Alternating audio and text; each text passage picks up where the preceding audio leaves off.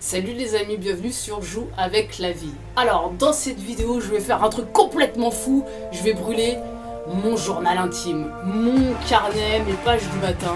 Alors qu'est-ce que c'est les pages du matin? Je t'en avais déjà parlé plein de fois. En fait c'est ni plus ni moins qu'un journal. Dans le développement personnel on appelle ça les pages du matin. Et moi j'avais découvert ça il y a pas mal d'années de ça. Dans un livre qui s'appelle Libérer votre créativité de Julia Cameron. Et c'était un livre qui était super en fait, parce que c'est un genre de programme en fait. Et ce livre il date d'il y a super longtemps, en plus je sais pas s'il date des années 70, un truc comme ça, mais ça fait vraiment longtemps. Et ce truc là il est génial parce qu'en fait c'est un programme. Et ça se passe en 12 semaines.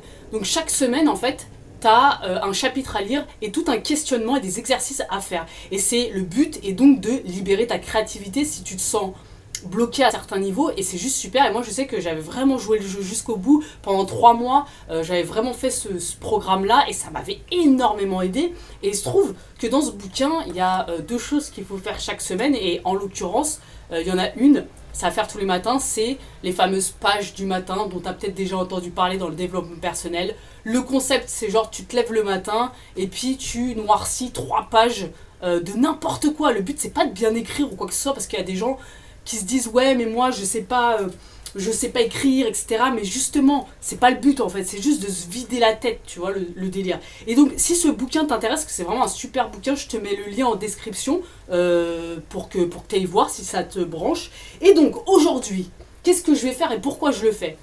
Mon journal je vais le brûler. Et pourquoi je fais ça? Alors ce que je vais faire c'est que là un peu je suis un peu en appartement, donc je vais faire ça un peu dans une casserole. Je vais tenter de pas brûler l'immeuble. Donc en fait je vais déchirer les pages et je vais le brûler devant toi. Et il y a plein de personnes en fait qui m'ont dit mais waouh Cynthia, tu brûles ton journal et tout, mais ça va pas ou quoi? Attends, c'est des écrits qui restent, dans quelques années tu pourras le relire, etc. Et ben moi je vais t'expliquer pourquoi je ne fais pas ça et pourquoi systématiquement je brûle mes carnets. Donc là tu vois hein, c'est carnet avec écrit plein de trucs dedans. Ma petite vie super intéressante. En fait, pourquoi je fais ça? Et pourquoi je te conseille de faire la même chose? Alors moi je brûle, hein, mais tu peux déchirer, tu peux faire ce que tu veux quoi. Pourquoi je te conseille de faire ça?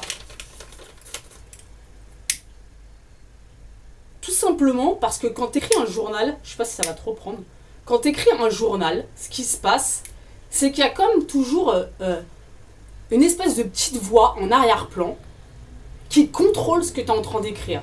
C'est-à-dire qu'il y a toujours... Ça va prendre du temps à le brûler, hein. Putain, c'est pas comme en Australie quand je faisais le feu à l'extérieur et que je mettais le carnet dans le feu. Il y a toujours une petite voix en fait qui est en train de juger ce que tu es en train d'écrire et qui est dans la peur, finalement, que quelqu'un potentiellement puisse trouver ton journal et le lire. Et donc, qu'est-ce qui va se passer? Il va se passer que quand tu vas être en train d'écrire, et bah, à un certain niveau, il va y avoir une forme de censure en fait. Une forme de censure, c'est-à-dire qu'il y a des choses que tu vas pas te permettre d'exprimer.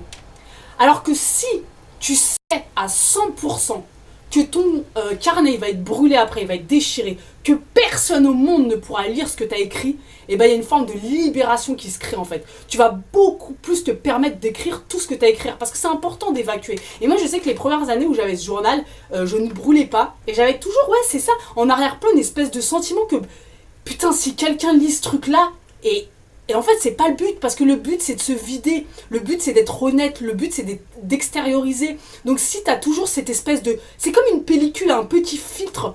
Tu t'en rends même pas forcément compte, c'est inconscient. Un petit filtre que tu mets entre toi, finalement, et le journal. Et ça, pour moi, c'est contre-productif. C'est-à-dire que le but, si on peut parler de productivité, le but, c'est de se vider. Et pour se vider, il faut que tu sois sûr à 100% que personne ne lira ce carnet. Et c'est pour ça que Alors, bon, bien sûr, quelqu'un peut choper le carnet entre-temps, entre le début et la fin. Mais pour moi, ça marque vraiment à chaque fois le fait de brûler un carnet comme une fin de cycle. À chaque fois, c'est vraiment, hop, je brûle un carnet, j'en reprends à nouveau. Et ça correspond souvent à des étapes de ma vie, c'est ça qui est intéressant. Et je trouve que finalement, il y a une vraie censure inconsciente quand tu penses que potentiellement quelqu'un peut te lire. Tu vas pas être honnête à 100%. Là, dis-toi, si tu sais que ton carnet, il va être brûlé et que personne ne le lira à part toi, tu peux t'autoriser tout ce que tu veux. Même des fois, je sais pas, t'es en colère contre une situation des gens, bah, tu peux te permettre de vider le truc parce que ça va brûler de toute façon. Tu vois ou pas le truc? Et c'est pour ça que pour moi c'est important de brûler son carnet. Alors oui, il y en a qui me disent ouais mais attends, tu te rends pas compte, au bout de quelques années, tu peux voir ton évolution. Oui, ok, c'est vrai que potentiellement, en reprenant le carnet 5-10 ans plus tard, tu peux voir ton évolution. Mais pour ma part, je comprends cet état d'esprit, mais pour ma part, j'ai le sentiment que c'est plus encombrant. Ça me permet vraiment de tout le temps boucler des phases de ma vie que de faire ça. Si je le fais pas, tu vois, mes carnets, ils restent dans un coin, et j'ai l'impression que c'est comme si... tu vois, je sais pas, c'est comme s'il y avait des vieilleries dans les placards et que ça m'encombrait intérieurement, en fait, d'une certaine façon. Donc pour moi, c'est vraiment, vraiment important de brûler mes carnets, même si c'est vrai, des fois, c'est dur parce que tu te dis, oh putain, là, j'ai été inspiré, j'ai écrit un truc qui était plutôt pas mal. Là, putain, effectivement, j'avais des doutes, etc. Et peut-être que des années après, c'est un peu comme des photos souvenirs. Mais moi, c'est pareil, les photos souvenirs, en vrai, je les re-regarde jamais. Donc voilà, c'est une question de mentalité, d'état d'esprit. Moi, je pense que si tu veux vraiment que cet exercice fonctionne, si tu veux vraiment que... Putain, j'ai peur de... Si tu veux vraiment que l'exercice il soit pleinement... Oh putain. Alors là, je te raconte pas, ça pue à mort, quoi. Si tu veux que l'exercice soit pleinement efficace, moi, je te conseille vraiment de te dire... Je vais le jeter, je vais le brûler, fais un petit rituel. Voilà, boucle. C'est un peu le côté... ouais, tu vois, on se désencombre un peu. C'est ça le truc, quoi. Donc voilà, bon, là, je vais faire quelques pages comme ça.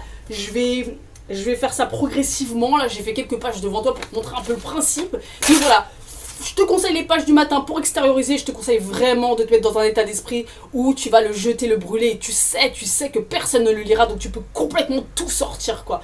C'est le but des pages du matin, à mon sens. Voilà, voilà. Sur ce, les amis, on se retrouve bientôt pour une nouvelle vidéo. Et je vous dis à bientôt.